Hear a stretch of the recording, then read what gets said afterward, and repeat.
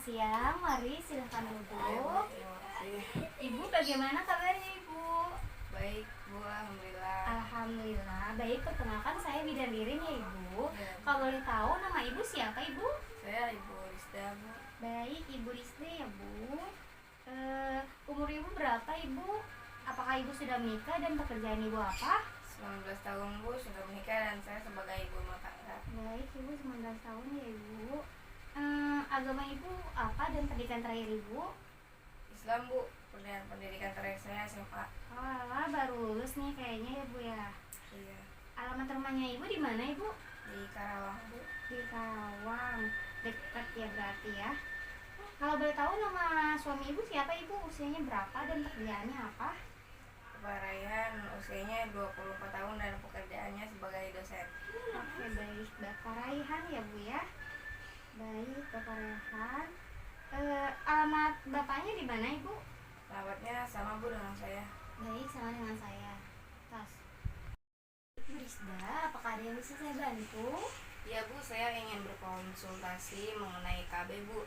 Kebetulan saya menikah di usia yang sangat muda, yaitu 19 tahun. Dan suami saya berumur 24 tahun, Bu. Pada saat saya menikah itu saya baru lulus SMA, Bu. Dan rencana saya adalah ingin melanjutkan pendidikan perguruan tinggi atau kuliah, Bu. Kira-kira KB apa ya, Bu, yang mungkin sangat efektivitas kerjanya dalam menunda kehamilan? Saya ingin selama kuliah saya tidak hamil, Bu, karena saya takut tidak bisa membagi waktu antara kuliah dan mengurus anak. Baik ibu, apakah suami ibu sudah setuju jika ibu akan ber-KB? Ya, Bu, setuju. Katanya terserah saya mau pilih KB yang mana. Baik, rencana ibu dan suami akan menunda kehamilan berapa lama ibu? 3 sampai 4 tahun saja, Bu. Setelah lulus saya sudah siap untuk memiliki anak, Bu. Baik ibu, jadi saya jelaskan terlebih dahulu ya bu ya. Dalam alat kontrasepsi itu ada berbagai macam jenis ya bu. Saya jelaskan terlebih dahulu. Ibu bisa menentukan alat kontrasepsi apa yang lebih yang ibu pilih nanti. Jadi yang pertama itu ada kondom ya ibu ya. Jadi kondom itu sarung karet tipis penutup penis yang menampung cairan sperma pada saat ejakulasi ibu. Lalu, memang untuk mendapatkannya sangat mudah, bisa dibeli di warung ataupun di supermarket yang ada di keliling ibu. Tapi ibu harus mengingat beberapa hal bu. Antara lain yang pertama, ibu harus menggunakan kondom baru setiap ibu ingin bersenggama ya bu ya. Dan perlu diingat juga kondom itu hanya untuk sekali pakai bu. Jadi ibu tidak bisa satu kondom itu untuk beberapa kali pakai, jadi hanya untuk satu kali. Dan yang kedua yaitu ada KB suntik ya ibu ya. Jadi KB suntik itu adalah obat KB yang disuntikan 1 bulan sekali ibu, ataupun 3 bulan sekali. Nanti ibu bisa datang ke bidan-bidan terdekat ibu. Terus untuk yang satu bulan sekali berisi estrogen dan progesteron ibu. Untuk KB suntik 1 bulan namanya itu Grestin.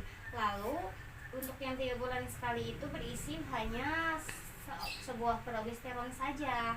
Kalau yang 3 bulan itu contohnya obatnya nama hipoprogesterin. Keuntungannya kalau pakai KB suntik itu tingkat keberhasilannya biasanya sampai 99% dan tidak membatasi umur ibu, apalagi umur ibu sangat muda, jadi sangat aman untuk menggunakan suntik KB. Terus yang ketiga yaitu KB pil ibu. Kalau misalnya KB pil, obat ini tuh kayak obat kontrasepsi yang diminum setiap hari selama 21 atau 28 hari ibu. Kalau bisa dihitung dalam waktu 1 bulan. Jadi pil KB itu ada 2 macam dan yang hanya mengandung hormon golongan progesteron ibu.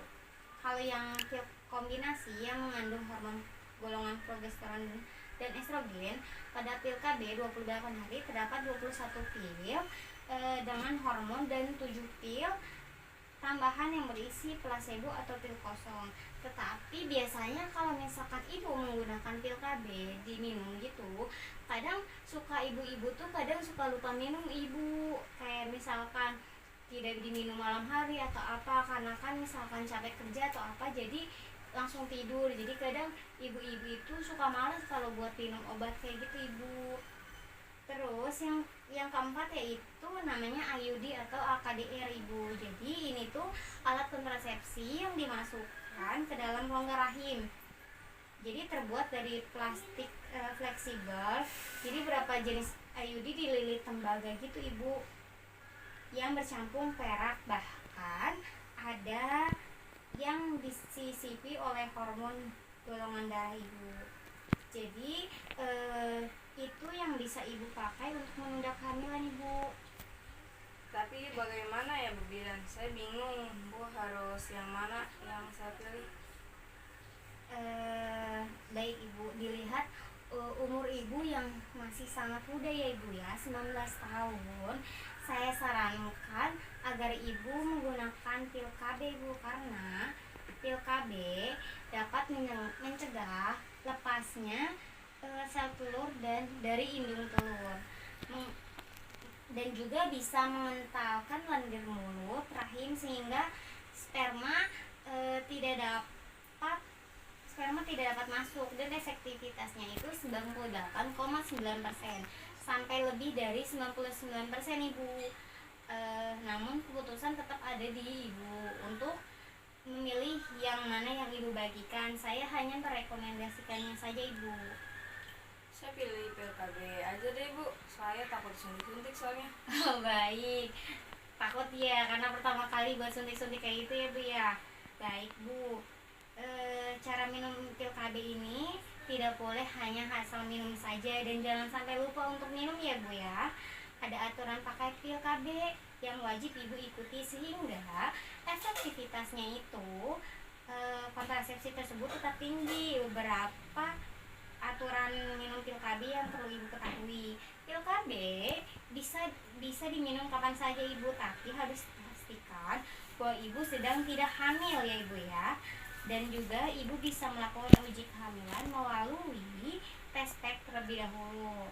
Terus pil KB mulai diminum pada hari pertama haid ibu dan seterusnya sesuai dengan paket pil KB yang mana yang ibu pilih.